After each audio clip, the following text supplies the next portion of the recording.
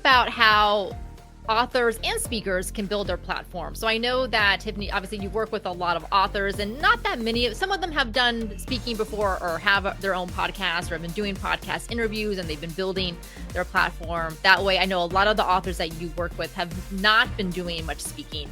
What do you recommend as far as what are agents and editors and potentially publishers, what are they looking for? The biggest misconception, I think, that I hear over and over and over is that authors assume it has to be social media and they have to have, 6 million followers on Instagram or TikTok or whatever it might be. It 100% does not have to be social media.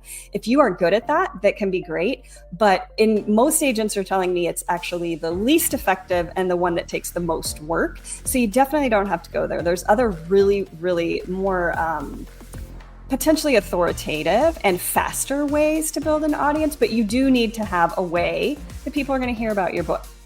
So some of those are writing articles for publications, either well-known publications or those that are directly related to your audience, even if it's a little bit smaller, but it's the people you're trying to reach are reading that.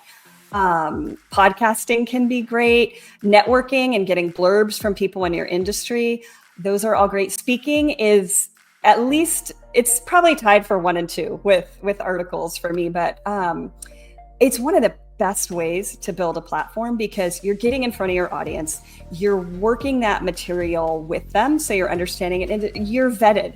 It's showing authority and credibility. So the two things a publisher's looking for when we talk about platform, one is that you have the credibility that people are going to want to read this book from your perspective. And then 2 is that ability to reach an audience. So speaking is doing both of those things. You're going to be showing that you've been chosen to speak at this organization. So you're kind of vetted as an authority.